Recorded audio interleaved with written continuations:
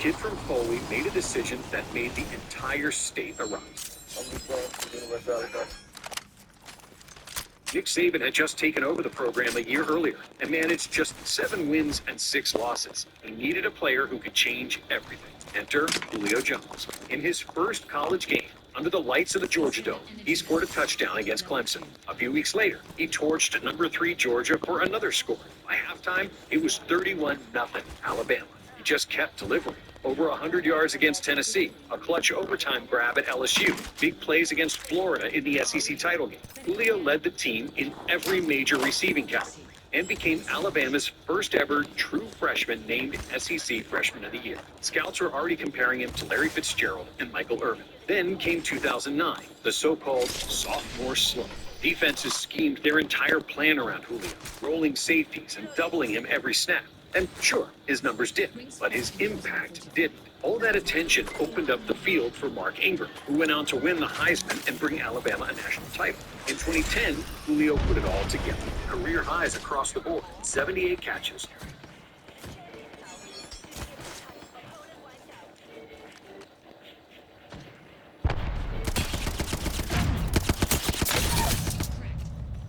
Bills love random dates. My pay is strictly bi-weekly. Life happens between paydays, and bills don't wait. When that happens, I use Honey's Cash Out. It helps me access money I've already earned, so I don't have to wait for payday to catch up to real life. Get up to $50 a day. You can max up $1,000 between payday. It's not extra money. It's access to what I've already earned on my salary. Download Honey. 1,133 yards and 7 touchdowns. He drops 221 yards on Tennessee while playing with a broken hand. Then, in the Iron Bowl, he battled Cam Newton's Auburn with 10 catches, 199 yards, and a score.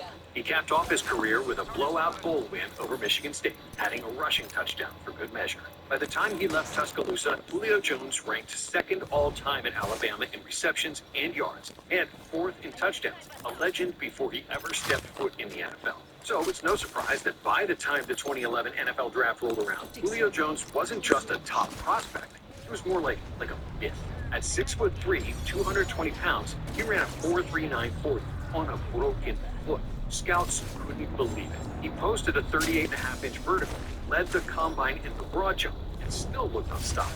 Meanwhile, in Atlanta, GM Thomas Dimitroff believed Julio Jones was the missing piece for a team led by Matt Ryan, Roddy White, and Michael Turner. Problem? They were picking 27. So Dimitroff went all in, trading 5 picks, including 2 firsts, to Cleveland, just to move up to number 6. Atlanta had just mortgaged its future for one player.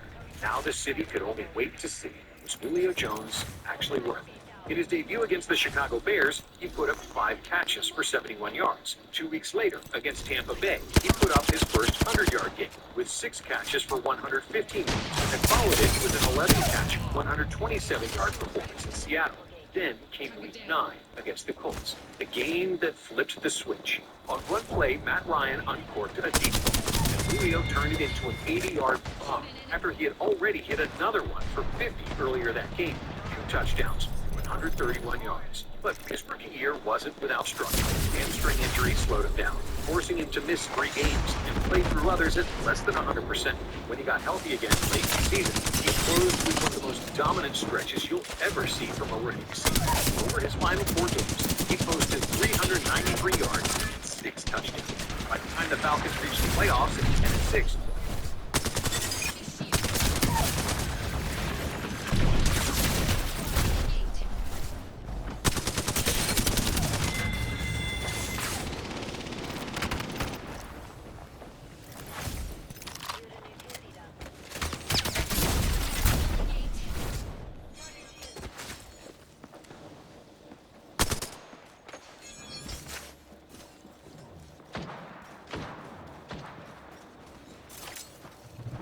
just a rookie anymore.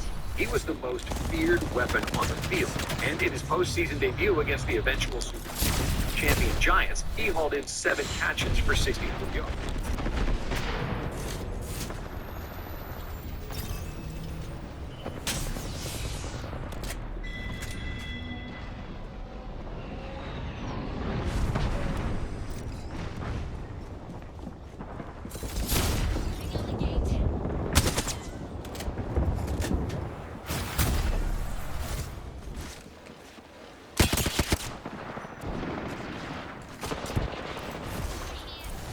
He finished his rookie year with 54 catches, 959 yards, and 8 touchdowns, leading all rookies in scores and ranking just behind A.J. Green in yards. The Dallas Team against Kansas City in the 2012 season opener, he set the tone with 6 receptions, 108 yards, and 2 touchdowns.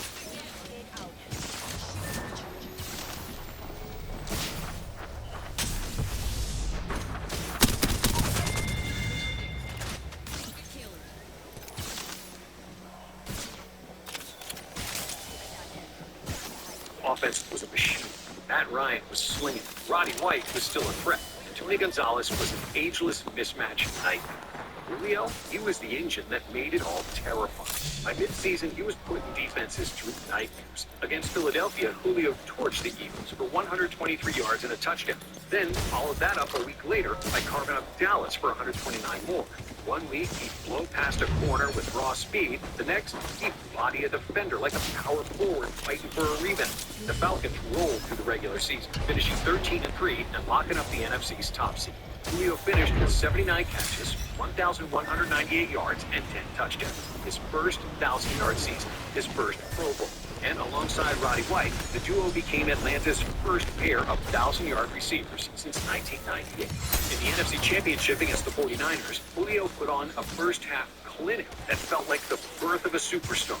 11 catches, 182 yards, 2 touchdowns. Atlanta stormed out to a 17-point lead, fueled almost entirely by Julio's brilliance. But then, just as quickly as they rose, the magic unraveled. San Francisco clawed back and stole the game. But at just 23 years old, it was clear Julio was going to be a problem. By week 5 of the 2013 season, Julio was leading the league in receiving yards with 580 yards in 5 games. That meant he was on pace for nearly 1,900. At that rate, he could have been on track for one of the best statistical seasons in NFL history. Then, one moment, it all stopped. It was Monday Night Football against the Jets. Julio had already piled up 8 catches and nearly 100 yards. Late in the game, he went up for a routine jump ball. When he came down, the crowd didn't notice anything at first. Julio, he had fractured his foot, the same foot he'd broken back in Alabama. For Atlanta, it was like someone pulling the plug on the entire season, as they went from 13-3 the year before to 4-12. And for Julio, the questions started to creep in. He'd now had 2 major foot surgeries, one in college, one in the pros. For a player whose entire game was built on explosion and precision, it was fair to wonder, would he ever be the same?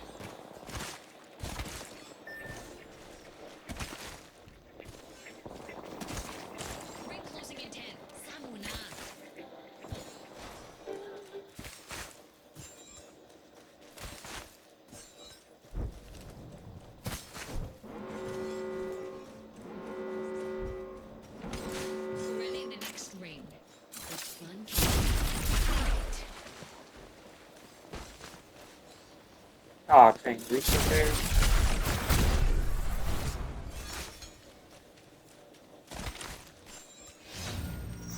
Care package being delivered.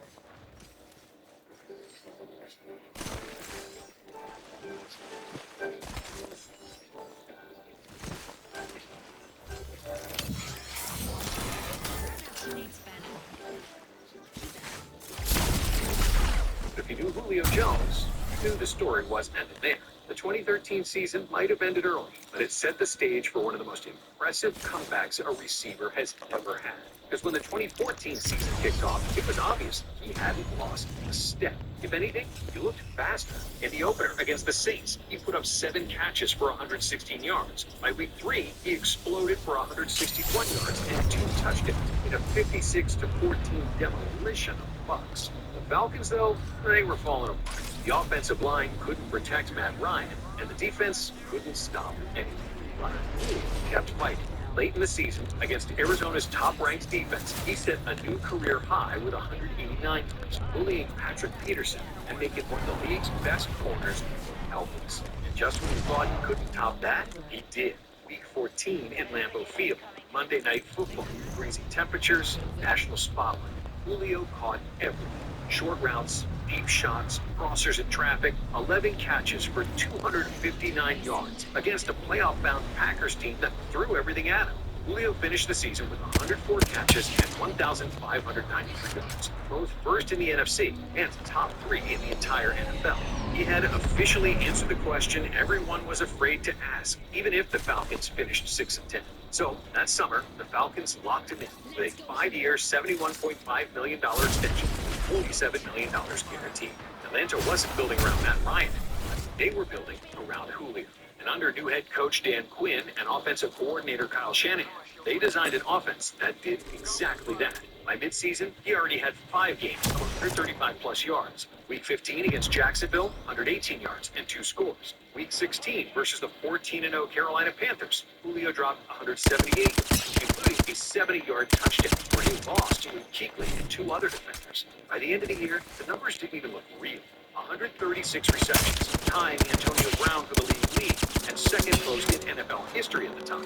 1,871 receiving yards, just behind Calvin Johnson's legendary record, and 116.9 yards per game, one of the highest averages the league has ever seen. He even became the first wide receiver in Super Bowl era history to lead the entire NFL in total yards from scrimmage, something only running backs had ever done before. And again, Atlanta missed the playoffs, finishing just 8-8, and Julio was tired of it. So in 2016, he became a man on a mission. Little did he know, he was about to face one of the biggest heartbreaks of his career. Week 4 brought a rematch with Carolina, the same team that had gone 15-1 the year before, the same defense that had bullied their way to a Super Bowl. But this time, they were the ones getting bullied. Julio had 12 catches for a touchdown and 300 yards. He became just the 6th player in NFL history to ever reach that mark. Despite missing 2 games, he finished the regular season with 83 receptions for 1,409 yards and 6 touchdowns, as Atlanta finally found themselves back in the playoffs. In the divisional round against Seattle, Julio scored a crucial touchdown to keep Atlanta rolling. But in the NFC Championship against Green Bay, he delivered one of the greatest postseason performances of the decade, with 9 catches, 180 yards, and 2 touchdowns. And on football's biggest stage against the New England Patriots, Julio Jones was otherworldly. Every time Matt Ryan needed a spark, he went to number 11. Julio delivered. His toe-tapping sideline grab late in the 4th quarter might be one of the most spectacular catches in Super Bowl history.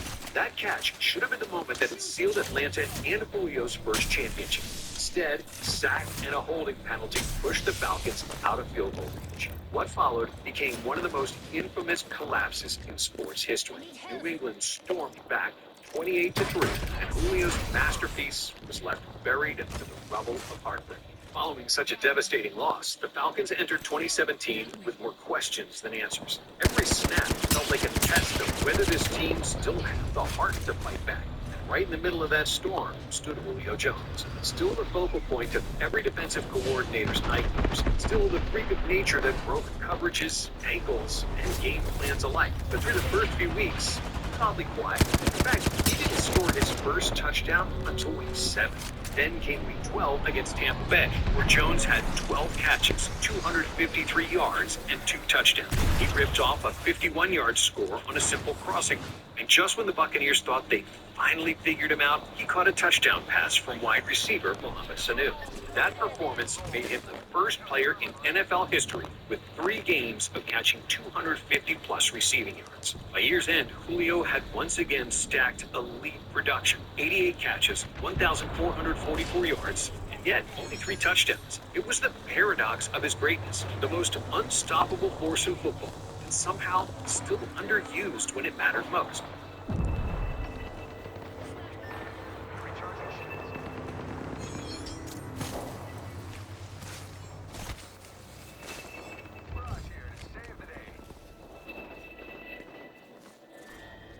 My Void Nexus is lost. Wanna beg me for another? Thanks later. Hey, we're ready to the next ring. One sec, healing up.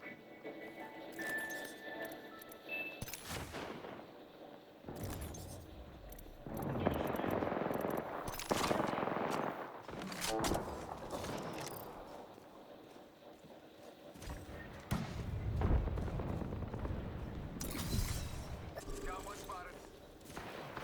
Fallback plan all set.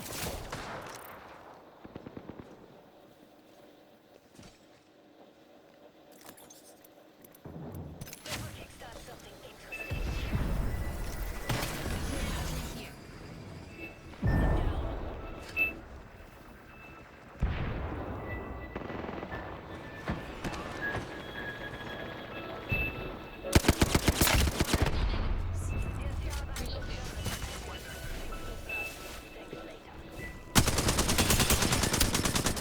But when the playoffs hit, Julio reminded everyone why he was built different. The wild card round against the Rams, he carved up LA's secondary for 94 yards and a touchdown. Then, in the divisional round, came Philly, a defensive slugfest that came down to one final play. 4th down and goal with about a minute left. The entire season resting on one throw. Everyone in the stadium knew where the ball was going. Julio jumped up, got both hands on it, and the ball slipped through his fingers as he crashed to the turf, inches from glory. Julio finished as the number 4 player in the NFL's top 100, voted by his peers. But for fans, that year captured everything about him. Dominant beyond measure, yet cursed by the smallest margins. When Julio was on the field, you were watching the closest thing the NFL had to a superhuman. Somehow, even that wasn't always enough. Julio started the 2018 season hot, with 18 catches for 169 yards in the opener against the defending Super Bowl champion Eagles, setting a new franchise record with his 40th career 100-yard game, breaking Roddy White's mark. Just a few weeks later, he went for 173 yards against Cincinnati, then 144 more against Tampa. However, by the midway point of the season, Julio's scoring drought had become impossible to ignore. 12 straight regular season games, including some from the year before, without a single touchdown. Then came Week 9, Washington. Midway through the game, Julio caught a screen pass, hit the Jets, stiff-armed a defender, and powered 35 yards downfield into the end zone. The drought was over.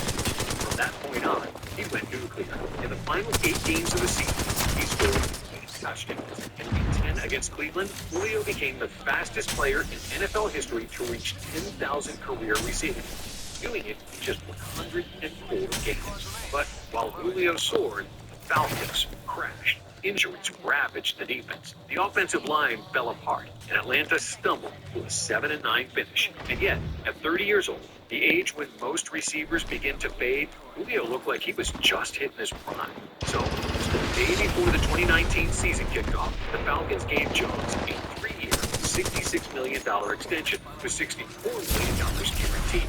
At the time, the largest guarantee ever for a wideout. From the moment the season began, he made sure everyone knew why. In Week 2 against the Eagles, he passed Roddy White again, this time for the title of Atlanta's all-time leader in receiving.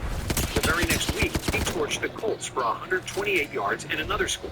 Then, in Week 4, Julio reached 11,000 career receiving yards, as the fastest player in NFL history to do it.